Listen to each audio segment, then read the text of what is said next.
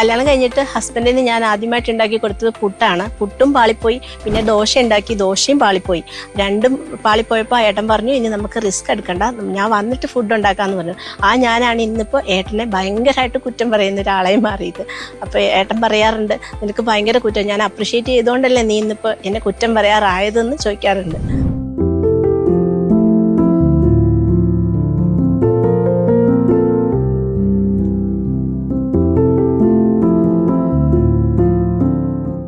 എൻ്റെ മോന് നന്നായിട്ട് കുക്ക് ചെയ്യാൻ എന്നെ ഹെൽപ്പ് ചെയ്യാറുള്ള ആളാണ്. അവന് ഒരു പ്രാവശ്യം എൻ്റെ അടുത്ത് ചോദിച്ചിട്ടുണ്ട്, മമ്മ ഞാൻ വെളിച്ചെണ്ണ ചൂടാകുമ്പോൾ ഒരു കിലോ കടുക് ഇടട്ടെ എന്ന് ചോദിച്ച ആളാണ്. പക്ഷെ അവൻ എന്നെ നല്ല ഹെൽപ്ഫുള്ളാണ്. ഇപ്പം നന്നായിട്ട് അവനും പാചകമൊക്കെ ചെയ്യാറുണ്ട്. എൻ്റെ ഏട്ടൻ്റെ ലവ് മാരേജ് ആണ്. ഞങ്ങളുടെ മാരേജ് ഒരു വലിയ നടിയുമായിട്ട് ബന്ധമുണ്ട്. അത് ഞാൻ വഴിയെ പറഞ്ഞുതരാം. വലിയൊരു ട്വിസ്റ്റാണ്.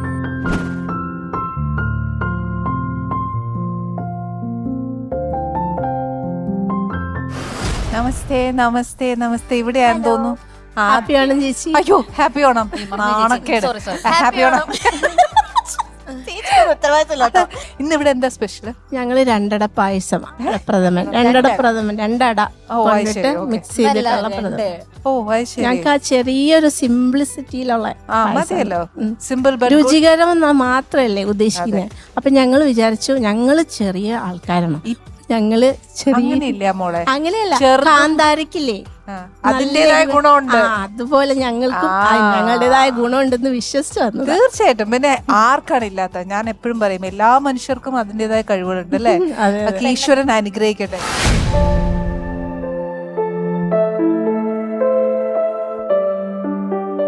എനിക്ക് 2 ആൺമക്കളാണ്. അവരെ ചെറുതിലേ മുതൽ നമ്മൾ അടുക്കളയെ കയറ്റി അത്യാവശ്യം പാചകം ചെയ്യിക്കാനും തുണി അലക്കിക്കാനും പാത്രം കഴിക്കാനും ഒക്കെ ഇവരുടെ കുസൃതി കൊണ്ട് നമ്മൾ ഓരോ ജോലികളിലേക്ക് ഇവരെ തിരിച്ചു വിടുമ്പോൾ ഇവരത് ചെയ്തോളുമായിരുന്നു. പക്ഷേ അതുകൊണ്ട് ഇപ്പോൾ എന്താ വെച്ചാൽ അത്യാവശ്യം നന്നായിട്ട് പാചകം ചെയ്യും. ഞാൻ ഒരു ദിവസം വീട്ടിലില്ലെങ്കിൽ വീട്ടിലെ കാര്യങ്ങൾ കൃത്യമായിട്ട് പൊക്കോളും. ഇവരുടെ പപ്പയും ഇവരും കൂടെ അടുക്കളയിൽ കയറുന്ന അന്ന് നമ്മുടെ അടുക്കളയെന്ന് പറഞ്ഞ ഭയങ്കര തട്ടും മുട്ടും ബഹളവുമാണ്. ഞങ്ങളുടെ അമ്മായിമ്മയെന്ന് പറഞ്ഞു കഴിഞ്ഞാൽ ശരിക്കും ഞങ്ങളുടെ പപ്പയാണ്.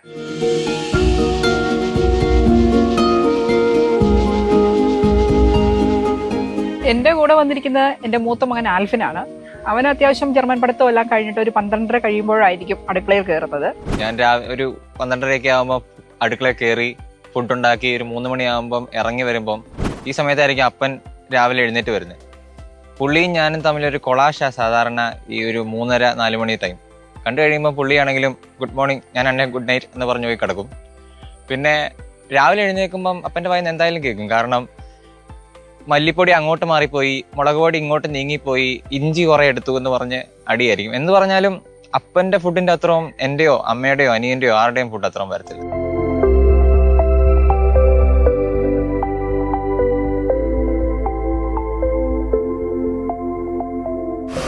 പക്ഷെ ഇവിടെ എല്ലാം അടച്ചു വെച്ചേക്കാ ചേച്ചി, ഇവരൊന്നും കാണിക്കുന്നില്ല. അത് നീ കൈയിട്ട് വരുമെന്ന് പഠിച്ചിട്ടാണ്. സാധാരണ നമ്മള് വീട്ടിലൊക്കെ ചെയ്യുന്ന സെയിം സാധനം. ഓക്കെ, ഇത് അട. ഓക്കെ, ഇത് ചേച്ചി വീട്ടിൽ ചെയ്തോ? വീട്ടിൽ നിന്ന് ഞാനിങ്ങനെ വേവിച്ചു. ഈ കോട്ടയംകാരൊക്കെ എപ്പോഴും ഈ അട ഉണ്ടാക്കാൻ പഠിച്ചത്? ഞാൻ അറിഞ്ഞില്ല. ആണോ? എല്ലാരും അങ്ങ് വീട്ടിൽ നിന്ന് ഉണ്ടാക്കുവാ. അത് ശരി, കൊള്ളാമല്ലോ. ഇനി പാടം മേടിക്കണേ കോട്ടയത്ത് വരണം. പക്ഷെ സിമ്പിൾ ബട്ട് ദ ബെസ്റ്റ് അല്ലേ? നമ്മളെ കൊണ്ടാകാവുന്ന എന്താണ് സിമ്പിൾ ആയിട്ട് ചെയ്യാന്ന് കരുതി. കറക്റ്റ്. ചേച്ചിക്ക് ഇഷ്ടമാണോ പാചകമൊക്കെ? അത്യാവശ്യം നന്നായിട്ട് പാചകം ചെയ്യും. പിന്നെ ആരെ കൊണ്ടും മോശമൊന്നും പറയിപ്പിക്കത്തില്ല. പേരെന്നാ? പേര് ജോയ്സ്. ജോയ്സ്. മോന്റെ ആൽഫിൻ. എന്നാ പഠിക്കുവാന്നോ? ഞാൻ പോവാ. എങ്ങോട്ട്? ജർമ്മനിക്ക് പോവാ. എടാ പായസം ഉണ്ടാക്കിയേച്ച് പോവാം, പോരുത് please. Anyway all the best. ഞാനും പായസമായിട്ടുള്ള ബന്ധം എന്ന് വെച്ച് കഴിഞ്ഞാൽ ഞാനിപ്പോൾ 7-8 വർഷമായിട്ട് ഹരിപ്പാട് പായസമേളകൾ നടത്താറുണ്ട്. ഒരു 600-700 പേർക്ക് വരെ പായസം ഉണ്ടാക്കി കൊടുക്കാൻ സാധിച്ചിട്ടുണ്ട്.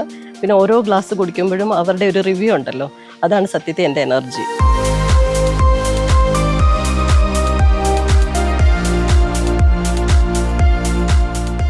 ഞാൻ ഈ സ്റ്റോൾ ഇടുമ്പം എൻ്റെ ഹസ്ബൻഡും മക്കളുമാണ് എനിക്കിന്ന് സപ്പോർട്ടായിട്ട് കൂടെ ഉള്ളത്. എന്ന് വെച്ച് കഴിഞ്ഞാൽ ഹസ്ബൻഡിൻ്റെ സപ്പോർട്ടുണ്ട്. മക്കൾ 3 പേരും, ഒരാൾ മാർക്കറ്റിങ്, മറ്റു 2 പേരും ഓർഡർ എടുക്കുകയും ബാക്കി കണക്കുകളെല്ലാം നോക്കാനും സാധനങ്ങൾ പർച്ചേസ് ചെയ്യാനും എല്ലാം എൻ്റെ കൂടെ നിൽക്കുന്ന അവർ തന്നെയാണ്. നേരത്തെ അമ്മ പറഞ്ഞതുപോലെ ഞാനും എൻ്റെ ചേട്ടനും എൻ്റെ അനിയത്തിയും ഞങ്ങളെല്ലാവരും സ്റ്റോളിൽ ഇരിക്കാറുണ്ട്.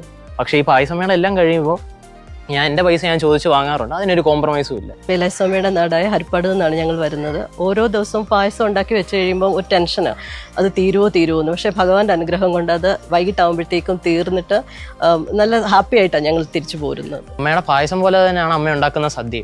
അപ്പോൾ ഓരോ പിറന്നാളാവാൻ വേണ്ടി ഞാൻ എപ്പോഴും കാത്തിരിക്കും. അപ്പോൾ അമ്മയുടെ സദ്യയും കഴിക്കാം, പായസവും കഴിക്കാം.